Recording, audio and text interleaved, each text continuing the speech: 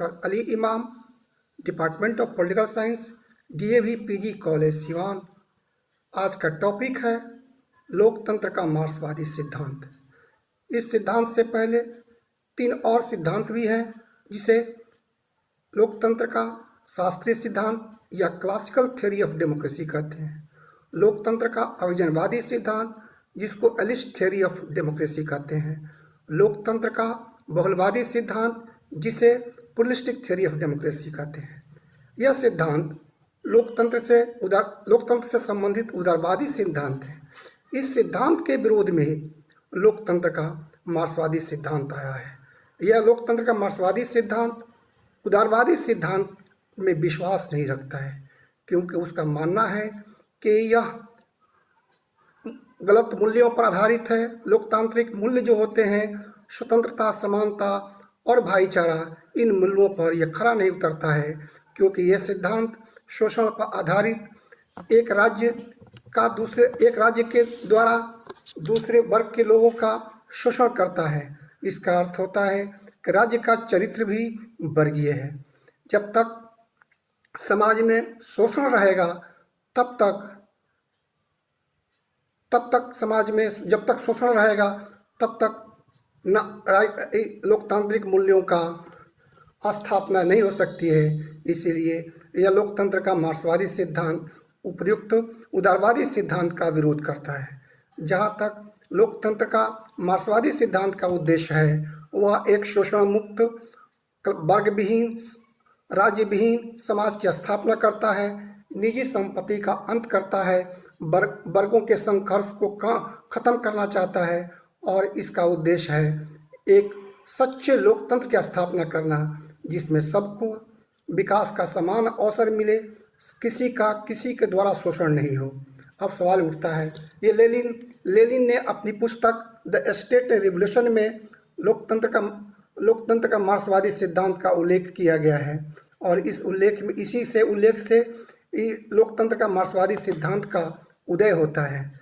सबसे पहले मार्क्सवादियों ने लोकतंत्र की जो खामियां थी, उदारवादी लोकतंत्र की जो खामियां थी, उसको उजागर करने का काम किया है।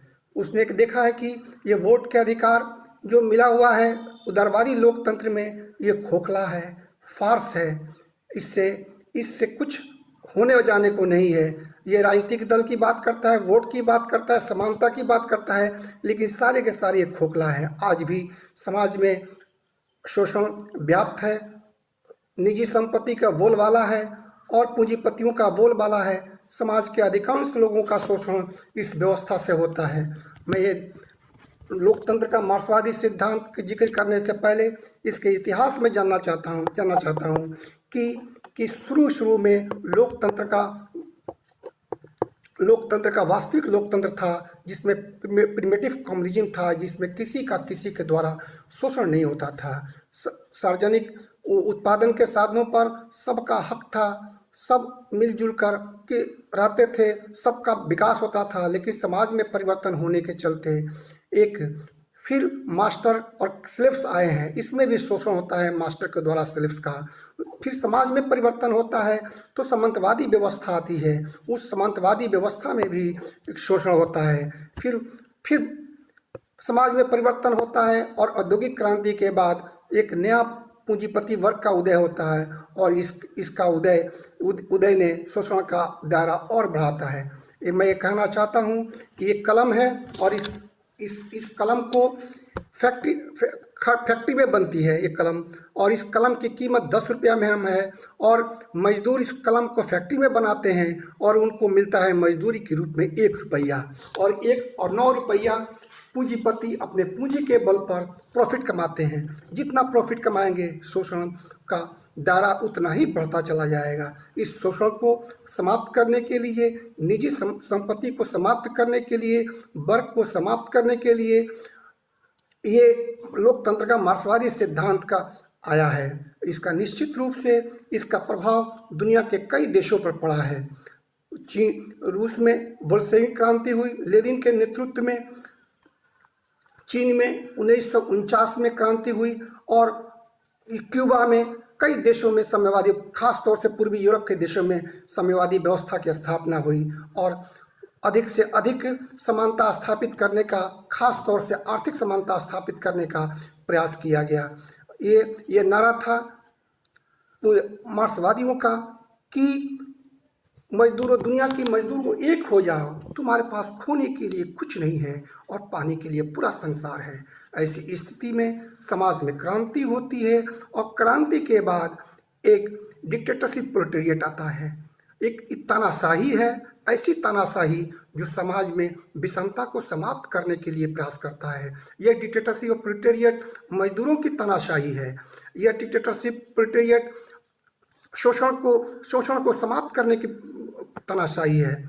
यह जहाँ तक उदारवादी लोकतंत्र में समाज के अल्पसंख्यक वर्ग समाज के अधिकांश लोगों का शोषण करते थे, वहाँ डिक्टेटरशिप प्रोलेटारिएट में समाज के अधिकांश लोग मुट्ठी भर लोगों का उत्पीड़न करेंगे, उनकी निजी संपत्ति को समाप्त करेंगे, निजी संपत्ति को पर समाज का मालिकाना हक दिला होगा और जितनी संपत्तियां होगी पूंजीपतियों का, उसका राष्ट्रीयकरण किया जाएगा और उस संपत्ति का इस्तेमाल समाज की भलाई में किया जाएगा। यह डिक्टेटरशिप प्रोलेटारिएट अस्थायी नहीं रह पाएगा।